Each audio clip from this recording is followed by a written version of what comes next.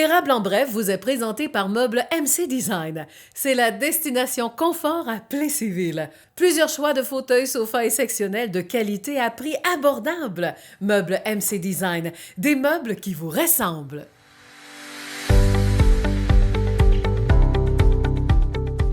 Mesdames, Messieurs, bienvenue à votre rendez-vous bi-hebdomadaire de l'émission Érable en bref, qui est d'ailleurs une émission d'actualité locale et régionale.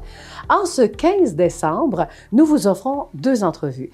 La première concerne l'AMRC de l'Érable, à découvrir pour mieux y vivre, et la municipalité vedette sera Saint-Pierre-Baptiste, et évidemment que le préfet de l'AMRC sera également présent, ainsi que le maire Donald Lamontagne. La seconde entrevue sera réalisée avec Julie Deslauriers, donc de l'organisme Au Rivage, anciennement l'unité Domremy. Voici maintenant vos nouvelles.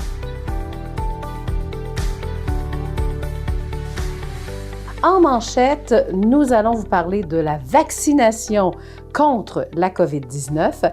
4 nouveaux cas en ce 9 décembre du côté de l'Hôtel-Dieu d'Arthabasca. COVID-19, 16 nouveaux cas également dans la région. Alors, on fait un résumé de tout cela et on parlera aussi des priorités pour les gens qui iront se faire vacciner. Alors, ce sera quand la vaccination finalement contre la COVID-19?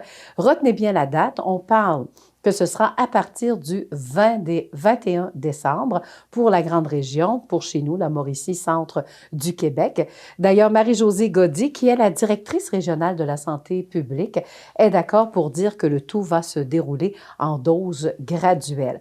Donc, les personnes à risque ayant priorité et celles qui voudraient recevoir le vaccin, celui-ci sera d'ailleurs gratuit là, quand on parle du vaccin. Alors, en recevant maintenant un premier vaccin, vous devrez reprendre un autre rendez-vous pour avoir une autre dose échelonnée sur 3 à 4 semaines.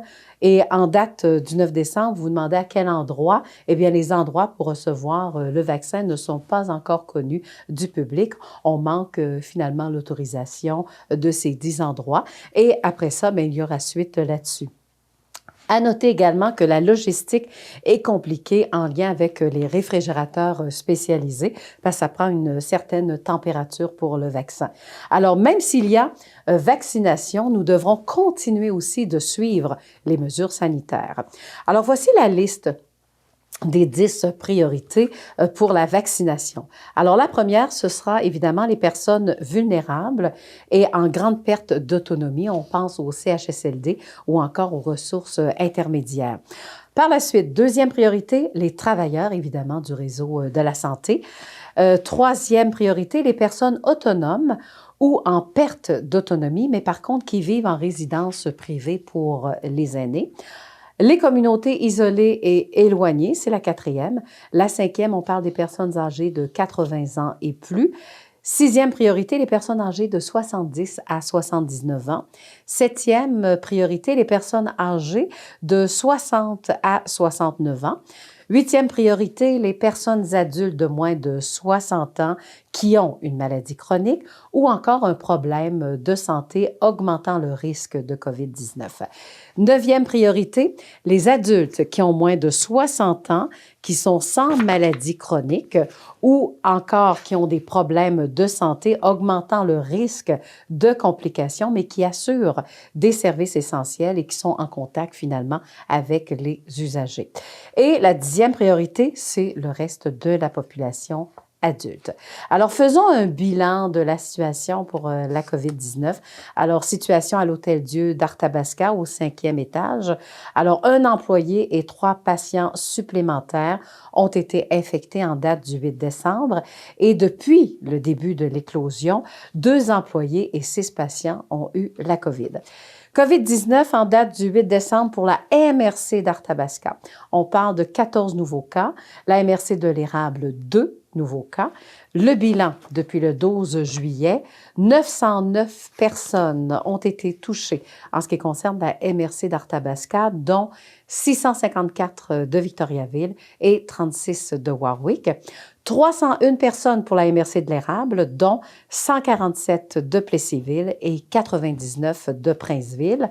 Au grand total, 2799 pour le centre du Québec, dont 2308 qui sont rétablis. Depuis le 12 juillet, 72 décès en Mauricie et centre du Québec. Alors, ceci met fin à notre téléjournal. Allons-y cette fois-ci avec nos deux entrevues. Donc, découvrir la MRC de l'Érable pour mieux y vivre avec le préfet Jocelyn Bédard et son invité, donc le maire de Saint-Pierre-Baptiste, Donald Lamontagne. Et ce sera suivi de Julie Deslauriers de l'organisme Au Rivage.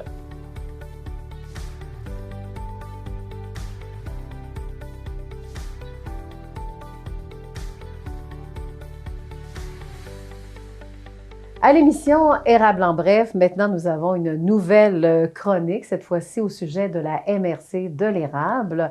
Alors, à découvrir pour mieux y vivre. C'est comme ça qu'on va appeler la capsule.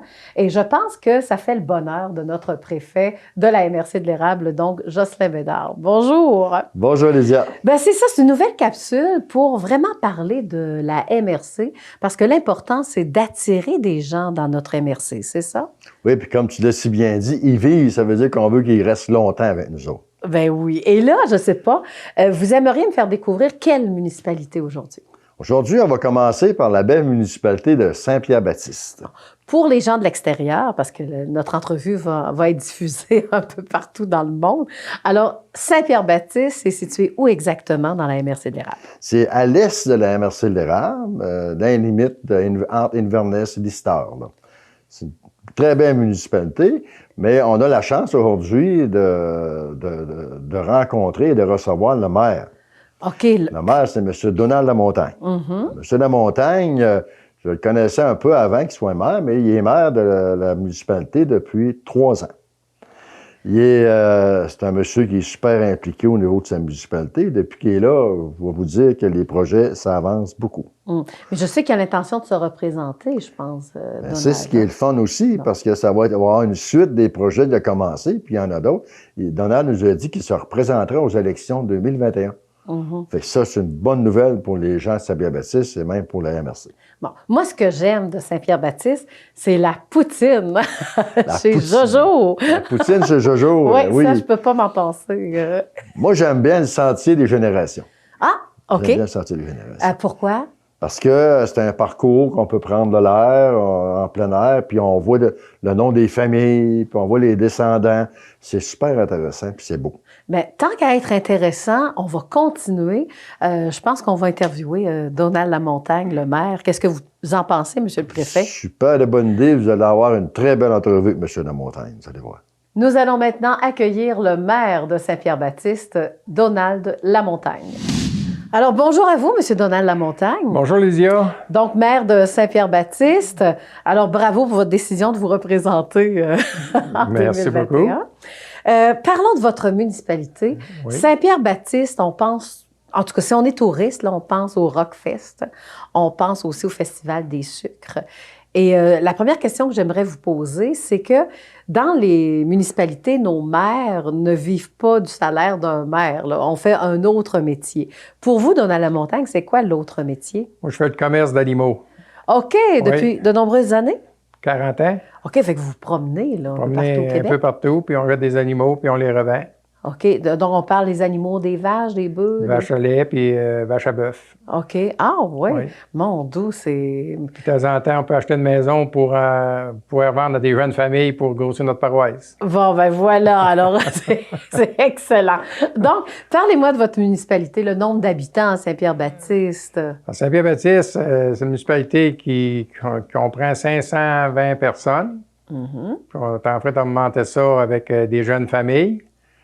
Puis on a plusieurs organismes, puis c'est ça qui fait qu'on a le parc école, on a le centre des loisirs, on a le multifonctionnel, fait qu'on a un terrain de balle, on fait des tournois, on a la garde service de garde, fait que ça fait approcher notre monde. Puis là, on a bâti 4 logements, que le monde disait peut-être Saint-Pierre-Baptiste, ça fonctionnerait peut-être pas trop, Bien, on a un manque de logements parce qu'on a rebâti un 6 logements au mois de février. Parce qu'on a de la demande pour des jeunes familles, puis notre école, bien, va avoir des grosses chances de garder plus de monde, on va rester ouverte. Oui. Ça fonctionne bien. Bon, donc l'économie va bien du côté de Saint-Pierre-Baptiste. Ça va bien. OK. Oui. Ce que j'aimerais savoir, pourquoi aller choisir justement Saint-Pierre-Baptiste? Saint-Pierre-Baptiste, parce que le monde est accueillant.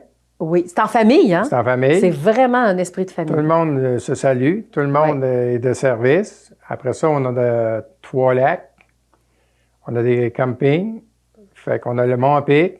Ça fait qu'il y a plusieurs activités pour amener du monde à Saint-Pierre-Baptiste. Oui, puis il y a du développement, même au Mont à Pic, par exemple. C'est ça. C'est de plus en plus en développement. Ça grossit tout le temps. Là, on a des glissades, puis on fait du ski. Puis là, ils ont installé des lumières pour pouvoir l'en faire le samedi soir.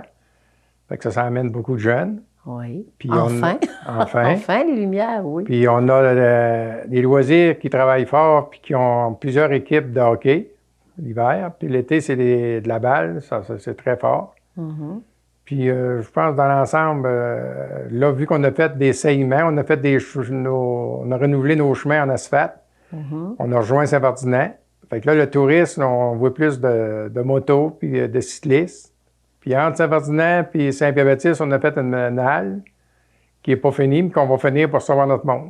Oui. Et aussi, à visiter, c'est l'érablière. Hein? On l'appelle l'érablière du curé qui fait vraiment... C'est en vedette aussi à Saint-Pierre-Baptiste. L'érablière, ça fait 60 ans que ça dure. Voilà. Puis ça ressemble tout le monde qui sont partis en dehors puis qui reviennent voir leurs amis tous les ans. Fait que c'est une très belle activité, puis c'est beaucoup, beaucoup de bénévoles. C'est ça qui fait que ça fonctionne très bien. Puis ça grossit tout le temps parce qu'on améliore le terrain puis on améliore l'entourage. Oui. Il y a beaucoup d'artistes aussi, quand on parle du Rockfest ou encore du Festival des sucres, là, qui connaissent maintenant Saint-Pierre-Baptiste. Hein? Oui, parce qu'au début, c'était toujours le monde de la place qui arrivait avec les accordéons et le violon. Oui. Là, aujourd'hui, bien, on rajoute une journée, 2 jours, fait qu'on va chercher des artistes. Puis les artistes sont rendus à dire, bien, on aimerait ça aller à Saint-Pierre. Fait qu'on a une facilité pour dire qu'on peut engager telle personne, qui convient à la paroisse de Saint-Pierre puis le monde qui vient d'en dehors. Bon. Saint-Pierre-Baptiste, c'est des terres agricoles aussi. Hein? Agricoles puis assez agricoles. Aussi. Oui. C'est cultivateurs, on a des vaches à lait, puis il y en a plusieurs que c'est des grosses érablières. Alors, si on veut le meilleur sirop, c'est à Saint-Pierre-Baptiste. Si on veut le meilleur sirop, il faut venir à Saint-Pierre-Baptiste parce que nous autres, on est dans les montagnes. Oui. On est sur le cap. Fait que notre sirop, il est vraiment bon puis très sucré. Oui. Puis vous n'avez pas un concours aussi du meilleur sucrier, là? Oui, des fois. Oui. Oui, meilleur sucrier. Puis ça fait une bonne compétition. Ça fait du monde qui s'astine, ça fait du monde qui se rencontre. Voilà, c'est bon. C'est ça. Et ça veille tard, hein? Ça veille tard. Quand on dit que ça se tient en gang, là. Ouais. Qu'est-ce que vous pourriez peut-être... parlez-moi encore davantage, là. Oui, la population, les gens, mais le paysage aussi, les montagnes. Les paysages, parce que c'est les montagnes. Oui. Puis avec nos lacs. Oui. Fait que les 3 lacs sont tous très bien situés. Fait que tu sais, c'est à la montagne, tu vois le lac, c'est sûr. Fait que le monde visite ça, puis ça vient s'installer. Puis tous les ans, il s'en bâtit un de plus sur le bord du lac ou 2, puis on apprécie ça. Bon, puis si vous avez le Mont à Pic, est-ce qu'on peut dire qu'à Saint-Pierre-Baptiste, il fait plus froid qu'ailleurs, non? Non, c'est parce qu'ils ont pris le versant nord. Ah, ben oui, c'est vrai. Puis vu qu'on a des montagnes, celle-là, c'était notre meilleur. Fait que ça a parti là, puis ça fonctionne très bien. Puis c'est entre Plessisville, Laurierville, Lister, Saint-Pierre-Baptiste, Saint-Ferdinand. Fait qu'on est dans le centre. Oui. Puis, c'est un centre familial. C'est aussi. ça. Puis bientôt de la neige artificielle. Hein, Ça s'en vient. Avec l'argent, on peut tout faire, mais on attend après. Voilà. C'est ça. Parfait. En attendant, on compte sur la neige. C'est ça. Votre vision à long terme pour Saint-Pierre-Baptiste? Vision à long terme, ça serait de continuer nos projets. Puis comme on dit, je disais, si la population veut me garder comme maire, j'ai un bout de fait, mais j'ai pas fini. Fait que je voudrais continuer pour être capable de rejoindre les paroisses. Puis un boulevard, peut-être un boulevard industriel. Fait qu'à partir de là, si on pourrait avoir une shop, 2 shops, ben là, on grossirait notre paroisse. Fait qu'on vise là-dessus. Puis la vision, ben c'est sûr, c'est toujours d'essayer d'emmener du monde. Oui. Votre plus belle fierté de réalisation en 3 ans, là. Je sais que c'est pas énorme, là. Ouais. Mais ça serait Fierté, ça a été d'être capable de faire bâtir des maisons. Oui. Ça a été très bon parce qu'il y a des maisons qui sont bâties qui ont emmené des enfants de familles de 3, de 4. Après ça, qu'on ait bâti 4 logements. que je rêvais d'en faire d'autres, puis je suis chanceux d'en faire un autre, là. Ben oui. Puis après ça, nos chemins. Ça, faut continuer. Puis je pense que si on a des beaux chemins, ben on va avoir du monde qui va venir à Saint-Pierre. Voilà. Alors, puis le commerce va quand même bien aussi. Là. Le commerce, ça va bien. C'est sûr, c'est comme partout ailleurs. Le COVID fait que ça ralentit, mais on vit d'espoir et ça va très bien. Parfait. Eh bien, dans ce cas-là, j'ai hâte de... On va retrouver dans quelques instants le préfet de la MRC de l'Érable, que vous connaissez très bien. Il va nous faire une conclusion sur Saint-Pierre-Baptiste. Oui. Et j'ai hâte de savoir ce qu'il va nous raconter. C'est bon. Nous en sommes déjà rendus à la conclusion. Alors, rien de mieux que de terminer avec le préfet de la MRC de l'Érable, donc Jocelyn Bédard. Alors, Jocelyn, vous avez entendu le maire de Saint-Pierre-Baptiste? Ah, puis en passant, je tiens à féliciter son entrevue, là. C'est un professionnel, Donald. Oui, Très bien, puis ça. même on a des coups de cœur pour Saint-Pierre-Baptiste. Est-ce que, d'après ce qu'il nous a raconté, là, j'aimerais ça que vous... avez-vous une anecdote à nous raconter ou qu'est-ce que vous aimez à Saint-Pierre-Baptiste? Je vous écoute. Je vais même aller un petit peu plus loin si ça ne vous dérange pas. Puis si Donald n'a pas eu le temps d'en parler tantôt, mais on a vécu quelque chose ce printemps, ce qu'on appelle le COVID, puis qu'on vit encore. Puis à Saint-Pierre-Baptiste, il s'est passé quelque chose de vraiment spécial. C'est la première municipalité de l'Érable qui a fait ça, puis ça prend du monde généreux pour faire ça. Vous avez des gens à Saint-Pierre-Baptiste, puis pas juste une personne, qui ont décidé de faire de la cuisine chez eux, de prendre qu'est-ce qu'il y avait cuisiné, exemple des tartes, des pâtés, etc., mettre ça sur leur galerie, puis ils ne vendaient pas, là. Les gens qui en voulaient passaient, ils les prenaient, puis ils donnaient ce qu'ils voulaient. En plus, quand ils ramassaient des sous, M. le maire, avec son grand cœur, prenait les sous, allait à l'épicerie, rachetait du matériel ou de la nourriture pour les gens dans le besoin chez eux. Chapeau, là. Oui, c'est vraiment un coup de chapeau. Il y a de pour quoi moi, être là, fier. je trouve ça extraordinaire, moi. Donc, on termine comme ça. Donc, une belle fierté pour Saint-Pierre-Baptiste, mais je pense que la population est fière également de son maire, Donald Lamontagne. Bien, c'est une belle conclusion. Ben, c'est tout du monde généreux. Oui. Alors, merci pour votre générosité. Côté entrevue également. Et on se reparle pour une autre émission. Notre prochaine municipalité, eh bien, on aura l'occasion de s'en rejaser, mais on part à la découverte de toute la belle MRC de l'Érable à découvrir pour mieux y vivre. Mesdames, Messieurs, bienvenue à l'émission Érable en bref. Alors aujourd'hui, notre invitée, elle s'appelle Madame Julie Deslauriers. Peut-être que vous ne la connaissez point. Vous avez entièrement raison puisqu'elle est toute nouvelle du côté de l'organisme Haut Rivage, anciennement l'unité Don-Rémy. Et j'ai nommé Madame Julie Deslauriers. Bonjour. Bonjour. Bienvenue à l'émission. Bien, merci de me voir. Oui, qui dit nouveau? Ben moi, je vais m'adapter à vous, puis je veux vraiment, comme mes téléspectateurs, apprendre à mieux vous connaître. Vous venez d'où? De quelle région? Je me suis promenée un petit peu partout au Québec, là. Originellement, je viens de Montréal, mais après ça, Lanaudière, Montréal, après la région de Chaudière-Appalaches. Oui. Donc, d'Israélie, les environs. Bon, toujours dans le même métier? Ben, je me suis promenée un petit peu à travers j'ai été intervenante sociale pendant 5 à 6 ans, je crois. Ça touche plus 6 ans. Ouais. Puis ensuite, j'ai été travailleuse autonome, j'ai été coordonnatrice, directrice de certains organismes. Et puis voilà que je retourne à l'intervention. Puis en tant que directrice pour Haut Rivage, donc l'organisme là, anciennement unité Don-Rémy Plessisville. Et pour quelle raison vous avez décidé de venir ici, là, du côté de Plessisville? Est-ce que c'est par choix ou... Ben, j'étais pas très loin. En fait, j'étais à Saint-Joseph-de-Courrèmes. C'est quand même 30 minutes d'ici, à la base. Et ben, en fait, c'est surtout de retourner, en fait, à mes premiers amours. Oui. Je veux ça comme ça. Parce que c'est sûr que le fait de travailler en lien avec la relation d'aide, ça me manquait. Sauf que là, c'est plus des tâches administratives que j'ai à faire, mais la cause est là. C'est ça, notre mission, c'est vraiment d'être en relation d'aide avec les individus. Donc, c'est ce qui m'a appeler, dans le fond. Et j'aime ça vous recevoir en entrevue aujourd'hui pour une bonne raison, c'est que le temps des fêtes approche. Et souvent, on a toujours à lutter contre les dépendances. Et puis, au mois de décembre ou même pendant la COVID, je sais, vous allez confirmer, est-ce que on arrête de lutter contre les dépendances et puis comme on dit, on abandonne des fois, puis on lâche le gouvernail. Donc, parlez-moi un peu de cette situation-là, là, parce que le temps des fêtes s'en vient. Là. Est-ce qu'il y a beaucoup de gens? Est-ce qu'il y a un marché finalement ici du côté de Plessisville, des gens qui ont besoin d'aide? Bien, écoutez, c'est sûr qu'il y en a toujours. En ce moment, les statistiques démontrent qu'il y a beaucoup plus de gens qui sont appelés à consommer davantage, que ce soit alcool, drogue. Ça peut être la cyberdépendance aussi. Le jeu qui est plus en ligne actuellement, c'est moins les machines qui sont dans le truc vidéo dans les bars, là, c'est possible. Mais en fait, c'est ça, c'est que là, la période est anxiogène, hein? C'est beaucoup d'incertitudes, beaucoup. Donc, ça pousse les gens à se trouver une porte de sortie pour un exutoire. Être moins stressé, moins anxieux, des choses comme ça. Comme on dit, c'est une béquille, hein? C'est une façon c'est un moyen pour calmer une problématique, une émotion, hein? Souvent c'est ça.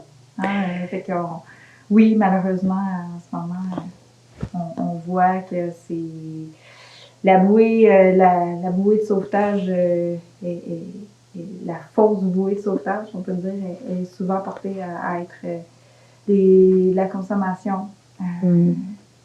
Parce qu'il y en a des cas, là, comme on dit, l'alcool, les drogues.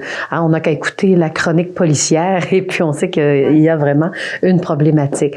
Là, ça m'amène à vous poser aussi cette question-là. Finalement, c'est quoi votre mission, là? C'est quoi? C'est les gens qui se déplacent chez vous? Ça se passe comment en pandémie? C'est par appel? C'est quoi? Notre mission, c'est vraiment, dans le fond, la prévention des dépendances et la promotion des saines habitudes de vie sur deux territoires, la MRC de l'Érable et la MRC d'Arthabasca. Donc, concrètement, qu'est-ce qu'on fait? C'est sûr qu'en temps de pandémie, on a beaucoup des gens qui appellent. C'est beaucoup des appels, des suivis téléphoniques, tout ça, mais on a le milieu de vie qui est ouvert, puis on a de l'accompagnement individuel. Donc, les gens qui peuvent venir sur place. Ça peut se faire au téléphone aussi, mais on a une salle qui est vouée à des rencontres en présentiel. C'est ça, quand vous dites milieu de vie, on parle de vos locaux, là. On peut venir prendre un café, juste de façon parler, de jaser, venir faire du dessin, venir rencontrer un intervenant, puis parler. On est là pour briser cet isolement-là, mais dans de façon... Même, supposons une personne qui s'ennuie pendant le temps des fêtes, elle se sent isolée, plutôt que de faire une gaffe, elle est mieux d'appeler. C'est ça. Puis en plus, on va offrir quand même le service téléphonique pendant le temps des fêtes. Peut-être pas les jours fériés, là. Mais sinon, ça va être quand même possible d'appeler pour... dans le fond, des fois, c'est juste de parler. Puis les gens... Je ne suis pas prêt à faire des changements, mais c'est déjà juste d'avoir cette idée-là, puis d'en parler. C'était déjà un premier pas. C'est pas de dire, OK, je suis décidée, je veux devenir abstinent, je veux arrêter, je veux aller en thérapie, ou je veux... Des fois, c'est juste de réduire, c'est juste aussi, dans un premier temps, d'en parler. Et est-ce que les familles sont également invitées ou c'est seulement la personne qui vit? Les personnes qui vivent la situation sont, en fait, là, les collatéraux, si on peut dire. Oui, c'est ça, les collatéraux, c'est ça. Ils peuvent appeler aussi. Là, bon, c'est ça, je me demandais. On peut référer davantage à des organismes là, qui vont plus accompagner les personnes qui accompagnent. Mais comme Al-Anon, par exemple, on peut référer, mais nous, on ne va pas fermer la porte aux gens qui appellent. Là. Mais c'est sûr qu'on est là aussi pour faire de la référence avec d'autres organismes qui vont cibler davantage nos besoins. Et avec votre arrivée, on va en parler parce que même les locaux ont changé. Vous avez rénové, changé le mobilier. C'est quoi? On fait un grand ménage? C'est quoi? Vas-y. Comme c'est ça, quand on était hors onde. Oui. On parlait de ça au niveau de ce qui a été fait déjà avant mon Oui. arrivée. Il y avait ma collègue qui était là, qui est toujours là, Caroline Dupré, qui est intervenante là, aussi. Elle avait déjà fait une grande partie de ménage et tout ça. Mais là, une fois arrivé, ben là, on a acheté le mobilier, on a réalisé la peinture, tout ça. Fait que ça a vraiment changé vraiment beaucoup. Puis c'est accueillant là, maintenant, je trouve, davantage. Là. C'est sûr que ça l'était avant aussi là, par rapport au fait que c'est les gens qui sont sur place aussi qui font beaucoup l'accueil. Qui font beaucoup que c'est accueillant ou pas. Mais là, avec les lieux encore plus sympathiques et esthétiquement jolis, là, ça change. Là, ça fait une différence. Oui, puis au niveau de l'équipe, tout a changé hein, aussi. Oui. C'est ça, hein? C'est ça, les êtres humains, là. Je parle de ça, là. OK. Mais vous êtes... vous avez quand même un genre de CA aussi, hein?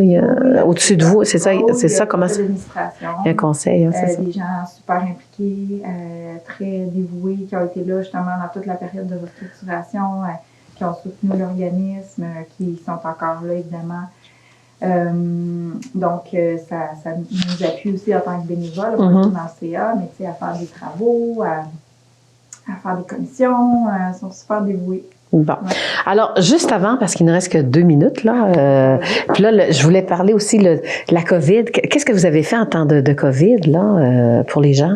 Bien, pour les gens, c'est sûr que là, nous, en ce moment, vu qu'on a annoncé la réouverture du service, là, c'est sûr qu'on était toujours, le service téléphonique était toujours actif et tout ça, mais là, en ce moment, c'est vraiment de faire connaître nos services. Alors, on va développer aussi avec les entreprises, là, à partir de janvier, on va faire des approches avec les entreprises pour savoir comment on peut aider davantage aussi, les programmes qu'on peut mettre en place et tout ça. Mais je vous dirais que là, on a un milieu de vie qui permet d'accueillir les gens parce qu'on a des petites tables bistro qui distancient les gens. Et c'est beaucoup, dans le fond, en ce moment, de faire connaître notre existence auprès des gens, puis que les gens ne soient pas gênés d'appeler. Ben, c'est ça, oui. Qu'ils ne se sentent pas comme « Ah, j'ai-tu vraiment un problème? » Déjà, si on sent qu'on n'est pas bien avec la façon qu'on consomme, mais c'est un premier pas de dire « Ben, peut-être que je peux amorcer des changements. » Puis c'est selon les besoins de chaque personne.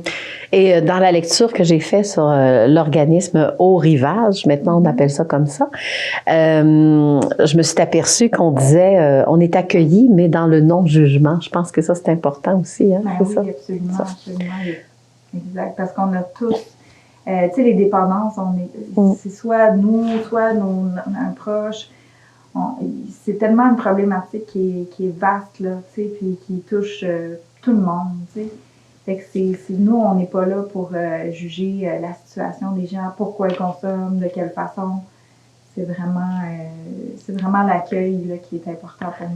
Et là, on doit conclure. Donc, je vais vous laisser peut-être une pensée ou une réflexion pour la période du temps des fêtes pour les gens qui ont certaines dépendances, qui écoutent puis qui n'osent pas appeler aussi.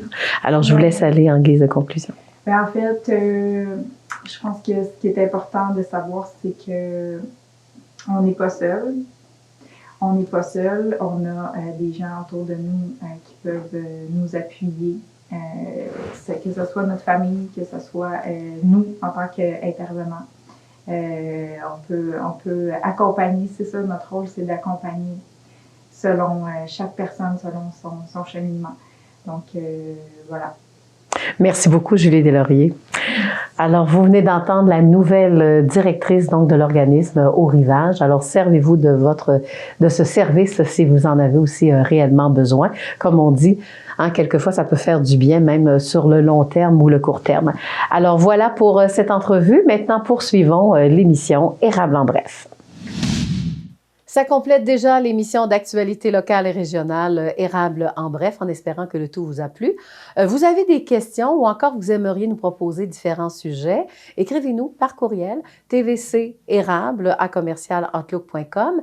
Et quand il est question de revisionner nos émissions, sans problème, nous avons notre site web tvce.org ou encore suivez-nous sur Facebook. Là-dessus, passez une excellente semaine.